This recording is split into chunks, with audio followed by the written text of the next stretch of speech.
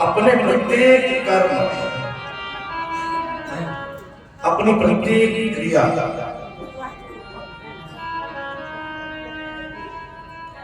और अपने प्रत्येक कर्म को जब भगवान को अर्पित करने लग जाए, जिस दिन कर्म के केंद्र में कृष्ण आ जाए, जीवन का प्रत्येक कर्म जिस रोज कृष्णार्पण होने लग जाए, प्रत्येक क्रियाओं का तात्पर्य श्री कृष्ण होने लग जाए, उस दिन आप समझ लेना कि आपके जीवन में लघु रास की शुरुआत हो गई। ये जो है जीवन का लघु रास है। जब आपके सारे कर्म भगवान को अर्पण होने लग जाते हैं, और जब आप इतने तटस्थ होते हैं भक्ति के मामले में, याद रखिएगा, हरिनो मार्ग से सुनानो अहीं काया ये भक्ति मार्ग है, ये कायल लोगों के लिए नहीं है, ये सूरवीर लोगों के लिए। बहुत सुंदर अर्थ सुबोधनी जी में है कि पुरुष क्या और स्त्री क्या। तो कहा प्रकृति स्ववस्वत्वम पुरुष जीवत्वम, प्रकृति परवस्वत्वम स्त्री जीवत्वम। जो प्रकृति के अधीन है वो स्त्री है, और जिसने प्रकृति को अपने वश में किया है वो पुरुष है।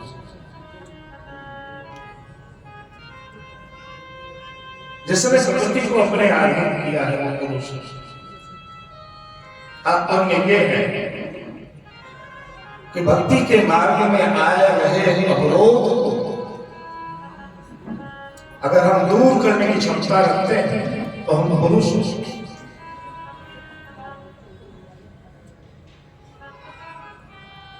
तो निश्चित रूप से हम पुरुष हैं। तो जब हमारे सारे कर्म भगवान को अर्पण होने लग जाए, हमारी निष्ठा अगर मजबूत हो जाए, फिर हमारी शादी होती है, हमारे साथ कोई आता है, हमारे जीवन में किसी न किसी का प्रवेश होता है, और जिस दिन हम भक्तिनिष्ठ होंगे तो हमारे साथ आने वाला भी हमें देखकर स्वतः ही भक्ति निष्ठ हो जाएगा। अर्थात दो गोपी के जीवन में एक ही कृष्ण आ जाएगा। ये जो है जीवन का मध्य राशि। अब हमारी यात्रा ऊपर उठ गई, अब लघु रास से मध्य रास में पहुंचे, और जब किसी के गृहस्थ आश्रम में कर्मयोग और धर्मयोग, कर्म और भक्ति दोनों बिल्कुल मजबूती के साथ हो, महत्वपूर्ण स्थान पे हो, कर्म और भक्ति दोनों के बड़े अच्छे संबंध हो, पति पत्नी का जीवन पवित्र हो, पति पत्नी के जीवन में आध्यात्म हो। तो जैसे दो गोपी के बीच में एक ही कृष्ण है, अब उस घर में, उस घर का जितना भी विस्तार होगा, जितने बेटे होंगे, बेटी होंगी, नाती होगा, पोता होगा, आश्चर्यजनक रूप से उस घर का प्रत्येक मेंबर उस श्री कृष्ण को समर्पित हो जाएगा। मतलब जितनी गोपी उतने कृष्ण हो जाएंगे उस घर में। यही महाराज है सबके जीवन में कृष्ण, एक एक गोपी के साथ एक एक कृष्ण, और यही महाराज है। महाराज का स्वरूप ही है। आप मुल्तान में एक वैष्णव रहते थे, बूढ़े हो गए, बुढ़ापे में पति पत्नी दो ही थे, वैष्णव की इतनी मस्ती थी नहीं। मन में सोचा कि भाई वृद्धावस्था का समय है, चलो धन संपत्ति सब समेट करके जो भी कुछ था ले करके और पति पत्नी दोनों गिरिराज जी में आ गए। श्री गोसाई जी का समय था। श्री गोसाई जी श्री गिरिराज जी में ही विराजते थे और पूरी व्यवस्था के साथ अब गिरिराज जी में ही रहने के लिए मुल्तान छोड़कर आए। और जब मुल्तान छोड़कर आए, गिरिराज पर्वत पे श्रीनाथ जी बाबा विराज रहे।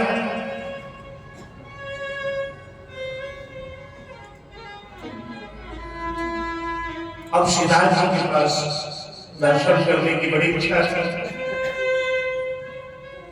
इतने वर्षों के बाद गिरिराज जी में आना हुआ था तो इच्छा हुई कि श्रीनाथ जी के दर्शन करने। उत्सव था, भीड़ भाड़ बहुत थी और बहुत भीड़ भाड़ होने के कारण जो दोनों पति पत्नी थे उसमें जो माता जी थी वो वृद्ध भी थी। अब इतने उनके बस की बात नहीं कि वो सब पेट चीड़ करके और फिर जाकर के दर्शन कर ले। वो वैसे ही मंदिर प्रांगण में बैठ करके और गिरिराज जी की शिलाओं पे हाथे की घस घस करके और शीश पे लगाती जाए, मन में विरह ताप होने लग गए। महाराज इतनी पीड़ा हुई, इतना विरह हुआ, इतना विरह हुआ। श्री जी के दर्शन कब होंगे, इतना मन में ताप हुआ कि अचानक से वो माता जी अपने पति के पास बैठी बैठी गुम हो गए, बिल्कुल गुम हो गई, अदृश्य हो गई। अब पति को ले चली शुरू अम्मा गई थी, वो भी तो बुजुर्ग थे, चारों तरफ ढूंढा, सेवकों को पूछा, सेवकों ने भी ढूंढा। अब इनके मन में ये उद्वेग हो रहा था कि भाई गिरिराज जी में बहुत से हिंसक पशु भी रहते हैं, तो कहीं उनके साथ कुछ गलत तो नहीं हुआ। पति को बड़ी बेचैनी होने लग गई कि अब ठाकुर जी की सेवा कैसे करेंगे। मन में बहुत ताप होने लग गया। पंडित थे, विद्वान थे, श्री गोसाई जी के पास पहुंचे। गोसाई जी को भी बड़ा आश्चर्य हुआ। कुछ समय के बाद गोसाई जी ने आज्ञा की, आप चिंता मत करो, आपकी पत्नी कहीं और नहीं गई है, वो ठाकुर जी के पास चली गई है। ठाकुर जी की लीला में चली गई। ब्राह्मण ने तर्क किया कि शास्त्र कहता है इस शरीर के साथ ठाकुर जी की लीला में कोई नहीं जा सकता, क्योंकि वो तो दिव्य शरीर धारण करके ही जाना संभव है। गोसाई जी ने कही कि प्रेम नदिया की सदा उल्टी बही रहा। ये ठाकुर जी के ऊपर डिपेंड करता है कि ठाकुर जी किस जीव के साथ इस प्रकार से लीला करेंगे। ये हमारा विषय नहीं, ये ठाकुर जी का विषय है। और ब्राह्मण को भरोसा नहीं। गोसाई जी ने आज्ञा की, चंद्र सरोवर वहीं, चंद्र सरोवर पे ले जाओ। ऐसे ही संध्या काल की तैयारी है महाराज। एक वैष्णव हाथ पकड़ करके लेकर पहुंचे। बोले आगे जाओ, आज्ञा नहीं उनको जाने की। और ब्राह्मण देव जब वैष्णव चंद्र सरोवर की ओर आगे बढ़ते हैं तो क्या देखा? दोपहर में जो धर्मपत्नी उनके साथ थी, जिस वस्त्र में थी, उसी वस्त्र में, उसी उम्र में, उसी वय में, उसी अवस्था में ठाकुर जी उसके हाथ को पकड़ करके और चंद्र सरोवर पे रास कर रहे हैं। गोपियों के साथ वो रास में सम्मिलित हैं। अब जाकर के ज्ञान हुआ ये तो भक्ति मार्ग है। यहाँ प्रभु कब कौन से फल का दान करें, प्रभु क्या कब दान करें, ये सिर्फ और सिर्फ प्रभु के हाथ में। हमारा आपका नहीं चलता।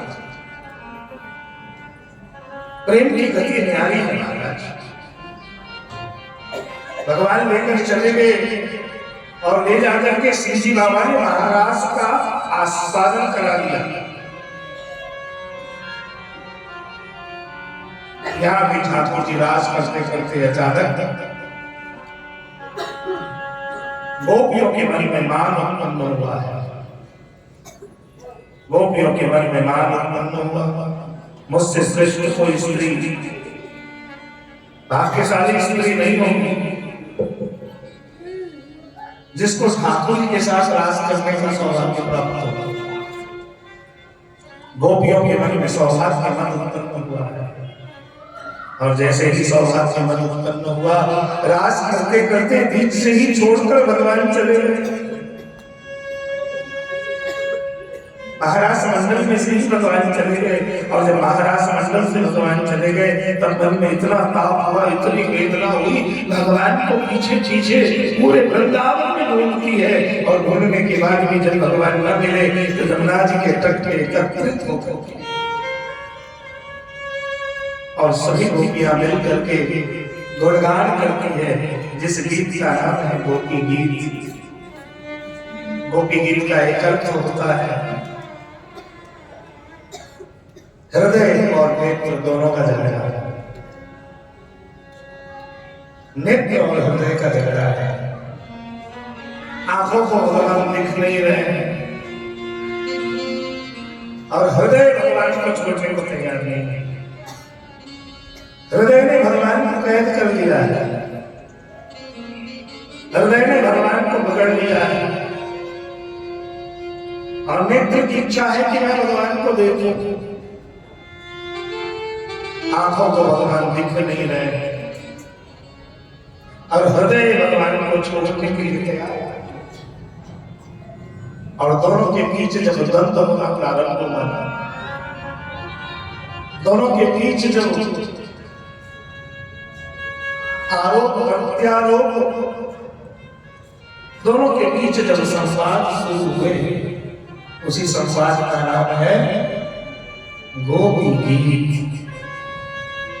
इंदिराचार्य 19 श्लोक सात्विक राजस तामस गुणातीत अन्य पूर्वा अनन्य पूर्वा, ऐसे गोपियों की सुंदर कथा। अलग अलग प्रकार की गोपी है, अलग अलग भाव की गोपी है, अलग अलग स्वरूप की गोपी है। और इसके लिए पुष्टि मार्ग की दृष्टि चाहिए। पुष्टि मार्ग के प्रकार से विश्लेषणात्मक ढंग से अगर गोपी गीत को श्रवण करें तब गोपी गीत का संपूर्ण रस हमें प्राप्त होता है। 19 श्लोक है और प्रत्येक श्लोक में कृष्ण से प्रेम कैसे करना चाहिए, कृष्ण प्रेम की भाषा कैसी होती है, कृष्ण प्रेम का रंग कैसा होता है, कृष्ण रस का जो आस्वादन है उस आस्वादन का वर्णन। गो मतलब इंद्रिया, पी मतलब पीना, जो अपने प्रत्येक इंद्रियों से श्री कृष्ण रस को पी रही है, वो गोपी क्या कह रही है? जयति तेधिकं जयमना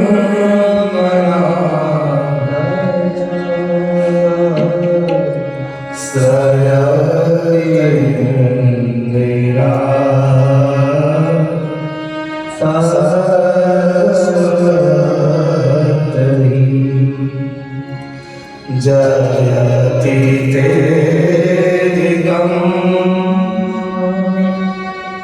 Hey,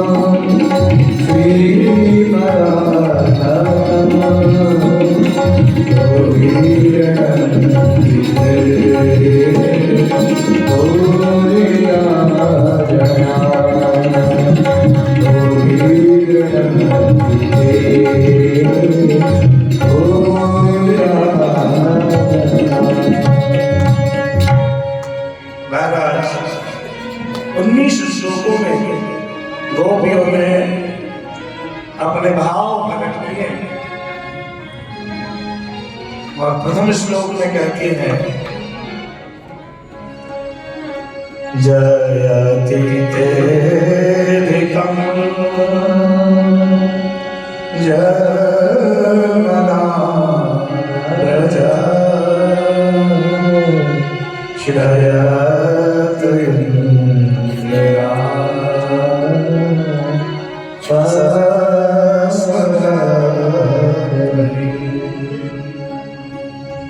कुछ नहीं, बस एक बार कन्हैया को देखना चाहती है, एक बार श्याम सुंदर को देखना चाहती है, और कोई लालसा नहीं है मन में। मृत्यु के पहले एक बार कन्हैया को देख करके मरना चाहती है। मन में ये भाव है, ऐसा लग रहा है। कन्हैया को कहती है, हे नंदनंदन, जिस रोड से आप ब्रिज में आए और जिस दिल से आप ब्रिज में आए हैं, ब्रज में चौकों और आनंद ही आनंद है। हे गोविंद, श्रयतयन्दिरा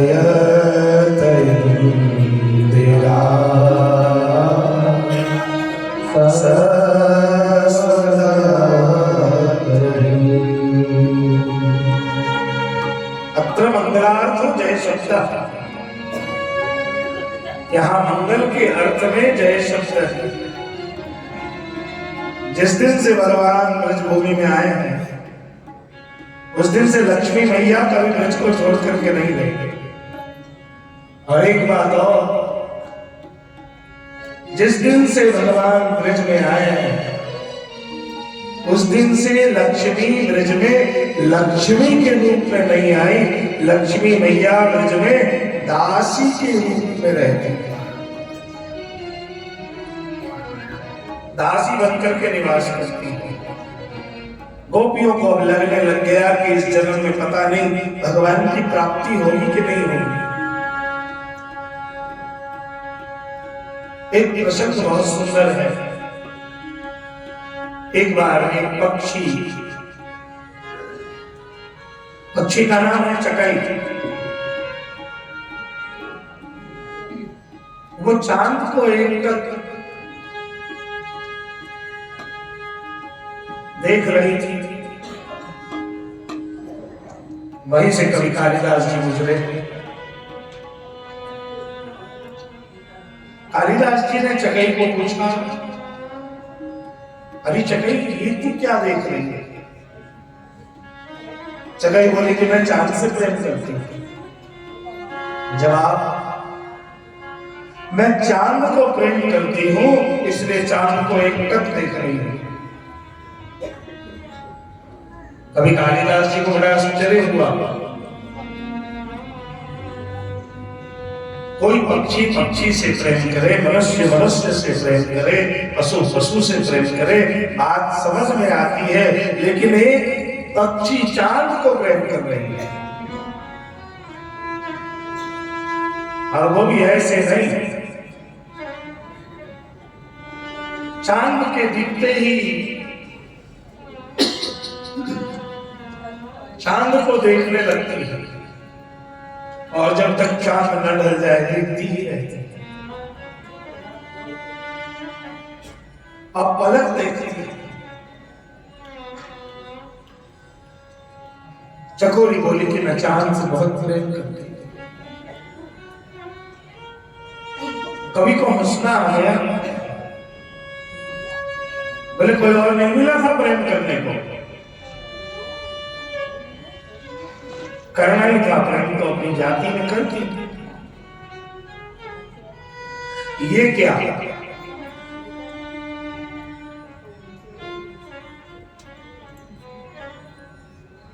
चकई बोली, अब तो मैं प्रेम कर रही हूं, लेकिन तू जिस प्रेम को कर रही है चकई, उस प्रेम में न कभी मिलना संभव हो पाएगा, न कभी उस चांद को पाना संभव हो पाएगा, न तुम्हारे प्रेम की यात्रा कभी पूरी होगी। चकई बोली कि मिलना भी होगा, चांद को पाना भी होगा, मैं चांद के पास पहुंच भी जाऊंगी। अब एक पक्षी की ऐसी भाषा सोच करके कभी कभी बड़ा आश्चर्य हुआ। कालिदास जी ने पूछी कि कैसे? चकई कहती है कि बस यूं ही चांद को देखते देखते जब ये मेरा शरीर छूट जाए तब आप आकर के और मेरे इस शरीर को जला देंगे। आप मेरे इस शरीर को जला दें। बोले अगर मैं शरीर को जला दूंगा तो तुम्हारी यात्रा तो पूरी हो जाएगी, फिर चांद को कौन मिलेगा, फिर चांद को कौन पाएगा? चकोरी बोली महाराज, प्रेम की यात्रा एक जन्म की नहीं, कई जन्मों के बाद भी प्रेम अमर रहता है। ये गोपियां एक जन्म से थोड़ी कन्हैया को प्रेम कर रही, युगों से प्रेम करती आई है, तब जाकर के सारस्वत कल्प में भगवान प्राप्त हुए हैं। एक जन्म का प्रेम नहीं है महाराज। आपको क्या लगता है ध्रुव जी ने 6 महीने तक तप किया और भगवान मिल गए? नहीं, उसके पहले ध्रुव जी के 3 जन्म व्यतीत हो चुके हैं। ऐसे पूरी प्राप्ति। आपको क्या लगता है आप इस जन्म में वैष्णव हो गए, ठाकुर जी की सेवा कर रहे हो, या आप कर रहे हो? नहीं, आपने कई जन्मों तक प्रतीक्षा की है। इस जन्म में ठाकुर जी ने आपको अपनाया है और अपना लिया है। आपने उन्हें नहीं पाया है, उन्होंने आपको पाया है। यही पुष्टि मार्ग है। पुष्टि मार्ग में हम ठाकुर जी को नहीं प्राप्त करते हैं, ठाकुर जी हमको प्राप्त करते हैं। जीव नहीं भगवान को प्राप्त कर सकते। और ये मैं नहीं कह रहा हूं, ये पूरी लीला वही चल रही थी। पूरे रास पंचाध्यायी देख लो, पूरे दशमस्तक को खोल करके देख लो, गोपी एक ही शब्द कहेगी, प्राप्ता भजस्व, प्राप्ता भजस्व, प्राप्ता भजस्व। कि मैंने आपको नहीं पाया है, आपने हमको पाया है। यूं ही एक दिन मेरा शरीर छूट जाए, आप मेरे शरीर को आकर के जला देना। बोले ठीक है, जला दूंगा। उसके बाद क्या होगा? जगह कहती है मैं राख बन जाऊंगा और राख के कण कण से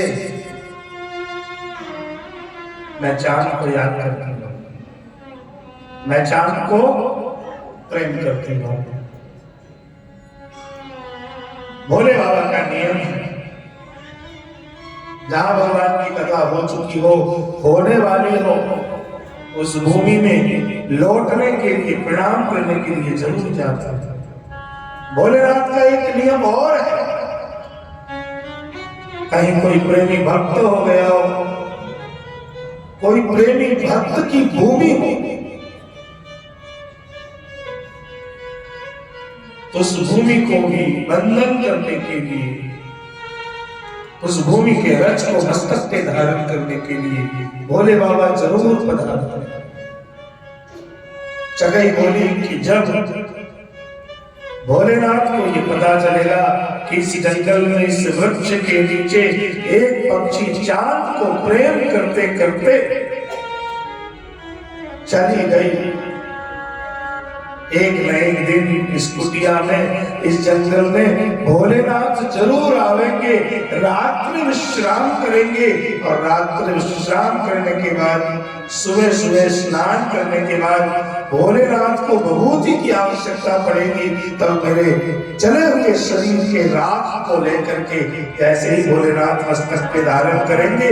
शिव के मस्तक पे चंद्रमा है, उसी समय मैं चांद को मिल लूंगी और मेरी यात्रा पूरी हो जाएगी। शिव के मस्तक पे चंद्रमा है, मैं चांद के पास पहुंच जाऊंगा, मेरे प्रेम की यात्रा पूरी हो जाएगी। अब उस पक्षी के मुख से प्रेम के विजयी उद्घोष को सुन करके कवि कालिदास जी ने ग्रंथ को प्रकट किया, चकोरी महाकाव्य। गोपियां कहती है, अरे सखी अपन क्यों चिंता करते, चिंता हमको नहीं करना है, चिंता तो वो हमारी करेंगे। हमें तो सिर्फ अपने वाणी के द्वारा प्रेम और यश का दान करके अपनी वाणी को पवित्र करना है। समय कम है, गोपियों ने मिल करके गीत गायन प्रारंभ किया और गाती गई, रोती गई, कन्हैया को रिझाती है, गाती गई, रिझाती गई, नंदनंदन को प्रेम करती गई। अलग अलग प्रकार की गोपी है। सात्विक गोपी की भाषा सात्विक है, जो राजसी गोपी है उनकी भाषा राजसी है। जो तामसी गोपी है उनकी भाषा तामसी है, जो गुणातीत कक्षा की गोपी है उनकी भाषा में तत्व ज्ञान ब्रह्म ज्ञान है। फिर सात्विक सात्विक सात्विक राजस सात्विक तामस, इस प्रकार से गोपियों का क्रम है। कोई गोपी अन्य पूर्वा है, कोई गोपी अनन्य पूर्वा है, कोई अग्नि कुमारिका है। ऐसे जितने भीतर में जाएंगे उतने ही भेद प्रकट होता जाता है। अंत में कन्हैया तो अनेक प्रकार से कहती है कि पहले कहती है कि दर्शन तो भगवान दर्शन नहीं देने को तैयार हुए। अब दूसरे श्लोक में भगवान के रूप का वर्णन किया। शूरतवदनम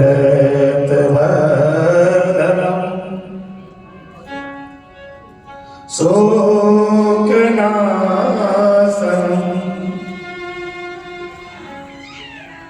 हे बोले प्रभु के रूप का वर्णन, और रूप के वर्णन करने के बाद, रूप का वर्णन करने के बाद भगवान को कहती है विसर्जना